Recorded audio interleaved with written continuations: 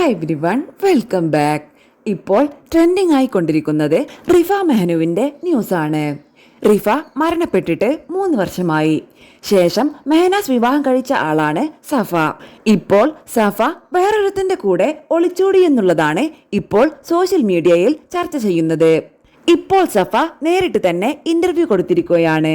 ഞാൻ അവന്റെ ക്രൂരത കൊണ്ട് പോന്നതാണ് എന്നൊക്കെയാണ് പറയുന്നത്. സഫയുടെ വാക്കുകൾ ഇങ്ങനെ: സഫ ഒളിച്ചോടിയതാണോ? അതെ, 2-3 ദിവസമായല്ലോ ഒളിച്ചോടിയിട്ട്. ഹണിമൂണൊക്കെ കഴിഞ്ഞ് വന്നതാ. ലീഗലി സെപ്പറേറ്റഡ് ആയിട്ടില്ല. ഒരുമിച്ചല്ല ജീവിക്കുന്നത്. ഇനി ഒരുമിച്ച് പോവാൻ താല്പര്യവുമില്ല. എനിക്ക് ഏറ്റവും ഇഷ്ടമില്ലാത്തൊരു കാര്യമാണ് എന്നെ തല്ലുന്നത്. ആള് ഭയങ്കര ഉപദ്രവകാരിയാണ്. ഗർഭിണിയായപ്പോൾ അടക്കം എന്നെ തല്ലിയിട്ടുണ്ട്.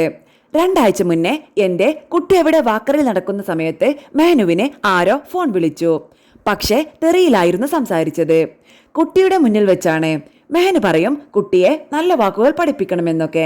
അപ്പോൾ അതൊക്കെ കേൾക്കുമ്പോൾ കുട്ടിയും അത് പിടിച്ചെടുക്കുമല്ലേ.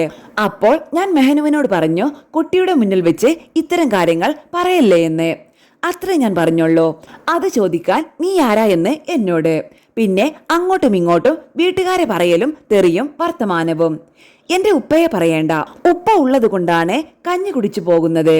ഉപ്പയാണ് വണ്ടി എടുത്തു കൊടുത്തത്. വേറെയൊന്നും ജീവിക്കാനില്ല. യൂട്യൂബ് കൊണ്ടൊന്നും ജീവിച്ചു പോകാൻ പാടാ. വണ്ടിയുടെ ലോൺ അടക്കുന്ന സമയമാകുമ്പോൾ അത് എന്റെ തലയിലിടും. ഞാൻ എന്തേലും പ്രൊമോഷനും മറ്റും പിടിച്ചെടുത്ത് അതടയ്ക്കും. ഞാൻ വണ്ടിയുടെ താക്കോൽ ചോദിച്ച സമയത്ത് എന്നെ തല്ലി. ഞാൻ ഒച്ചയിട്ടു. കുട്ടിയും കരഞ്ഞു. മെഹനുവിന് ഞാൻ ഒച്ചയുണ്ടാക്കാൻ പാടില്ല. തല്ലുമ്പോൾ മിണ്ടാതെ നിൽക്കണം. എനിക്ക് പേടിയായി. ഒറ്റയ്ക്കാണെങ്കിൽ എനിക്ക് ഓടി രക്ഷപ്പെടാം. കൊച്ചുണ്ടാവുമ്പോൾ അത് പറ്റില്ലല്ലോ.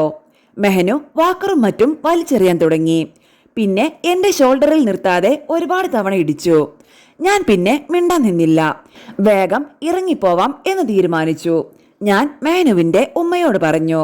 അവർ പറഞ്ഞു അവൻക്ക് ലോണൊന്നും അടക്കാൻ കഴിയില്ല, എന്തിനാ വണ്ടിയൊക്കെ കൊടുത്തേന്ന്.